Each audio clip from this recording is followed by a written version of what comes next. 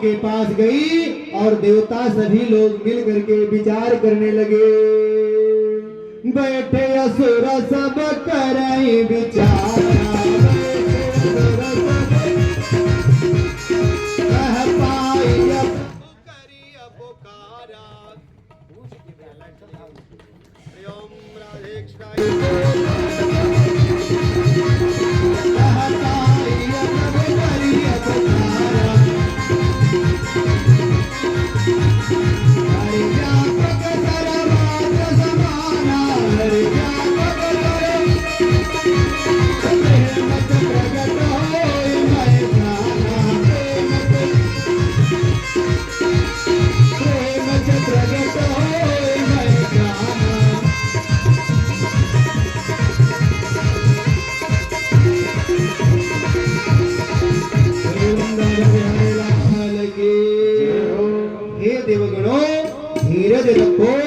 वेद ब्राह्मण साधो पृथ्वी इनसे द्वेष करने वाला शीघ्र ही नष्ट हो जाता है। सभी लोग प्रार्थना करने लगे। आकाशवाणी हुई, प्रतिज्ञा सुनकर आकाशवाणी हुई। यदा देवे सुवेदेशो गोसुम प्रेस साधोसो धर्मे मयि च विद्वेषा सवायासो विनश्यति। हिरण्यकश्यप के यहाँ कयाधो महारानी से 4 पुत्र पैदा हुए। हिरण्यकश्यप की पत्नी का नाम कयाधो था, याद रखिएगा। हो सकता है कल आपसे मैं पूछ सकूं, इसलिए ध्यान रखिएगा। प्रवचन में बताई बातों का आप लोग विशेष रूप से रोज आने वाले, रोज कथा में बैठने वाले बहुत ध्यान से कथा सुनेंगे, जिससे मैं कल जब पूछूंगा तो आप उसका सटीक उत्तर दे सके, जैसा कि आज शनि ने दिया था। कह रहे हिरण्यकश्यप के यहाँ कयाधु महारानी ने 4 पुत्र पैदा हुए उनके, सहलाद, अनुहलाद, अहलाद और प्रहलाद। प्रहलाद सबसे छोटे पुत्र थे। उसने माँ के गर्भ में ही भगवान के गुणानुवाद की कथाएं सुन ली थी, क्योंकि जब हिरण्यकश्यप तपस्या करने के लिए गया था तभी गर्भवती कयाधु को इंद्र अपहरण करके ले जा रहा था। रास्ते में नारद जी मिल करके समझाने पर इंद्र कयाधु को वहीं पर छोड़ करके चला गया था। नारद जी कयाधु को अपने आश्रम में ले आकर के वहीं पर कयाधु नित्य प्रति भगवत कथा कीर्तन सुनती। उसका प्रभाव गर्भ में पल रहे बच्चे के ऊपर पड़ा। पिता हिरण्यकश्यप की तपस्या से वापस आने पर कयाधु को घर ले आया। प्रहलाद का जन्म हुआ। बड़ा होने पर प्रहलाद को शुक्राचार्य के पुत्र चंड और अर्भक के पास दैत्योचित शिक्षा प्राप्त करने के लिए भेजा। गुरु पुत्र प्रहलाद को शिक्षा देने लगे, लेकिन उनके मन पर कोई असर नहीं पड़ा।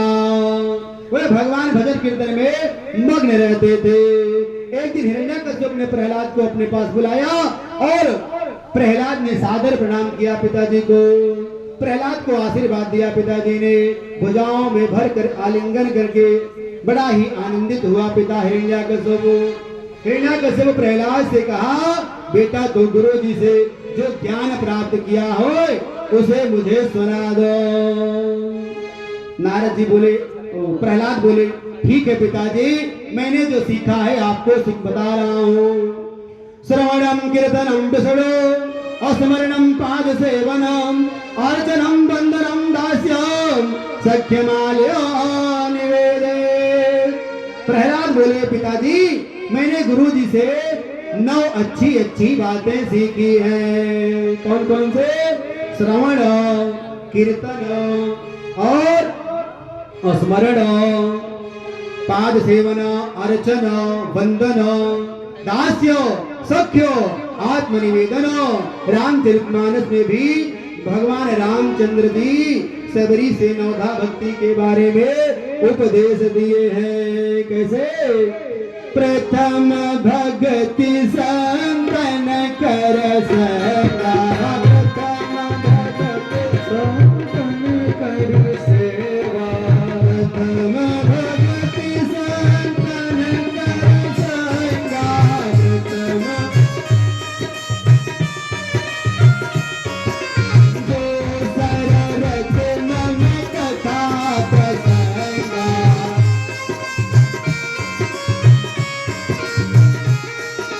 गुरु पद पंकज सेवा, गुरु पद पंकज केसर भगति अमान,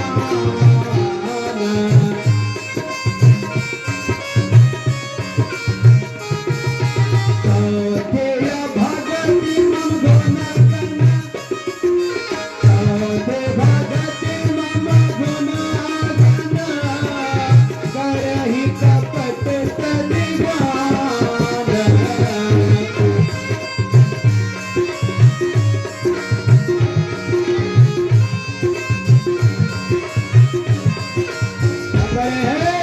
मंत्र जाप मम दृढ़ विश्वासा,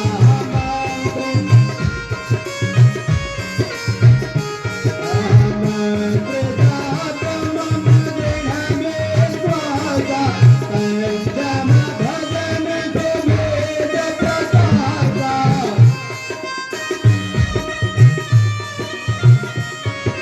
कटदम सेल विरत बहु करना, कटदम सेल निरत निरंतर सकल भगवान,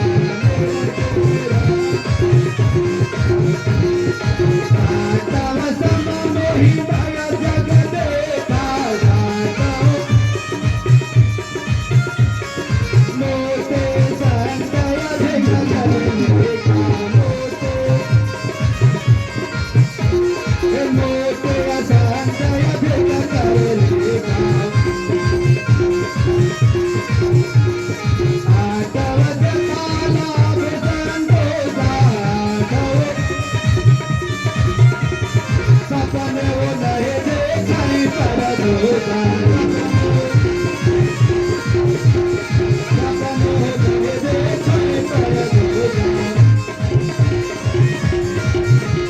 नवम सरल सब जन जलेला, मम भरोसे ही हर सत देना, मम भरोसे ही हर सत देना।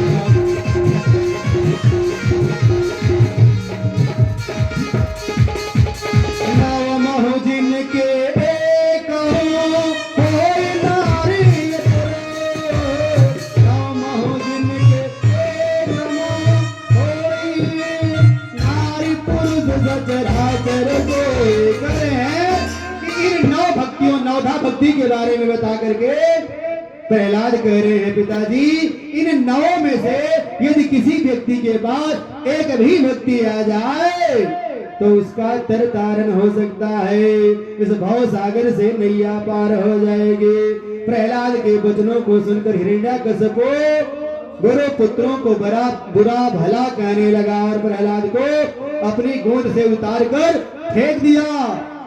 ब्राह्मणों, तुमने मेरा अपमान करके शत्रु का पक्ष लेकर के मेरे पुत्र को तुच्छ शिक्षा दी है। गुरु पुत्रों ने कहा, महाराज आपका पुत्र सब पहले से ही सीखा सिखाया है, हम लोग तो बहुत सिखाने का प्रयास किए लेकिन यही हम सारे लोगों को सिखा गया। सीख कुछ नहीं पाया हमारे द्वारा बताई हुई।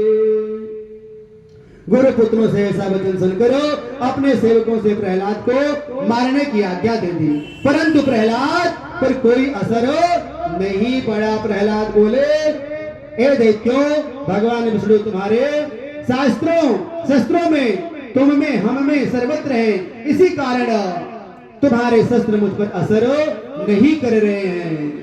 अनेक यातनाएं देने पर भी जब प्रहलाद नहीं मरे तो गुरु जी के पास ले जाकर के छोड़ दिया। गुरु ने प्रहलाद को मारने के लिए कृत्या का प्रयोग किया।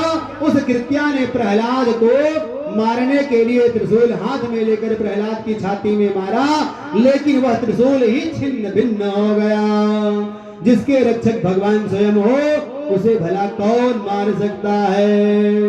वैसे भी आत्मा अजर अमर होए, आत्मा अजर अमर होती है, वह कभी मरने वाली नहीं है। न में मृत्यु शंका न में जाति भेदा, पिता नैव मेनेव माता न जन्म।